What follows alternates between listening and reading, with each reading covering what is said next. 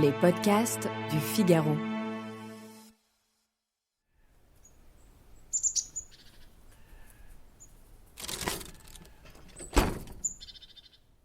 L'atelier était plein de l'odeur puissante des roses, et quand une légère brise d'été souffla parmi les arbres du jardin, il vint par la porte ouverte, la senteur lourde des lilas et le parfum plus subtil des églantiers.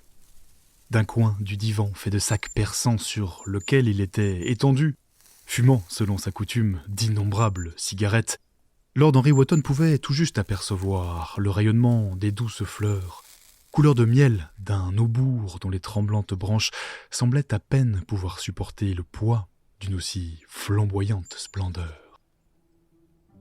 Bonjour et bienvenue dans ce podcast littéraire, Le Moment des livres. Vous venez d'écouter un extrait du Portrait de Dorian Gray d'Oscar Wilde. Voici peut-être l'une de ses plus grandes œuvres, ou du moins l'une des plus célèbres du sulfureux auteur irlandais. Je m'appelle Alice Develay et je suis journaliste au Figaro littéraire. Je vous donne 3 raisons de relire Le Portrait de Dorian Gray, cette œuvre décadente publiée en 1890.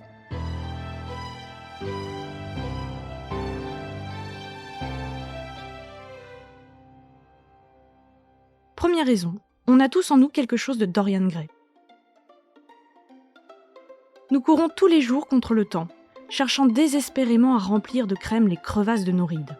Si Wilde avait existé à notre époque, il ne fait aucun doute que son héros aurait sûrement fait des injections de Botox.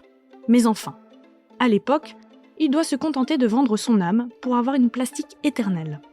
Oui, Dorian Gray est jaloux de la beauté du tableau qu'on a fait de lui et décide de solder son âme au diable, contre une beauté et une jeunesse éternelle. Si Dorian Gray émet quelques regrets quant à l'idée de damner son âme, il craint bien plus de vieillir que de mourir. L'ennui, c'est qu'en rompant avec toute temporalité, Dorian Gray renonce à son humanité. Lord Henry, son ami et précepteur, avait pourtant trouvé un remède au pas de doigt. Voici ce qu'il disait. « Pour redevenir jeune, on n'a guère qu'à recommencer ses folies. » Deuxième raison de relire Le Portrait de Dorian Gray, c'est le parfait recueil d'aphorismes. Les livres que le monde appelle immoraux sont ceux qui lui montrent sa propre ignominie. Ça, c'est ce qu'explique Lord Henry à Dorian Gray. Si le roman d'Oscar Wilde n'a pas vocation à nous enseigner une morale, il n'en reste pas moins un livre de leçons. Lord Henry agit ici comme un professeur pour le jeune et magnifique Dorian Gray. De leur première à leur dernière rencontre, il livre un glossaire de citations que le disciple se charge de répéter. Sur l'amour, il lui fait son éducation sentimentale. Les hommes se marient par fatigue, les femmes par curiosité. Les enfants commencent par aimer leurs parents, devenus grands, ils les jugent, quelquefois, ils leur pardonnent. Sauf que Dorian Gray n'est pas le bon élève qu'il croit. Et en matière de plaisir, d'hédonisme, Dorian Gray n'entend suivre aucune règle.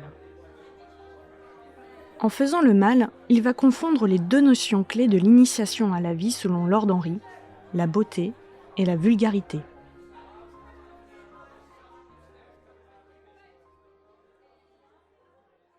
Troisième raison de relire Le Portrait de Dorian Gray, la vie est un art. Dans la préface du Portrait de Dorian Gray, Dominique Fernandez parle de ce livre comme d'un musée. Wilde se promène au milieu d'objets d'agrément plutôt que d'êtres humains. On ne peut nier l'évidence. Le monde est un tableau, une nature morte même. Est-ce pour cela que Wilde saisit si bien le détail de ce qui l'environne ? Il recueille sous sa plume la couleur d'un temps, une époque victorienne que Dorian Gray va autant honnir que décrire. Ainsi, l'art devient-il un refuge contre le monde et le dandysme le remède de l'esthète. La beauté, estime Lord Henry, est le vrai secret de la vie. Et la vie est le plus grand de tous les arts. Pas étonnant donc que le roman séduise encore les lecteurs. Il est un hymne au présent.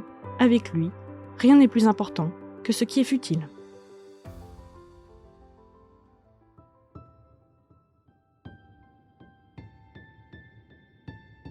Merci d'avoir écouté ce podcast. Vous pouvez le retrouver sur lefigaro.fr et toutes les plateformes d'écoute. À bientôt!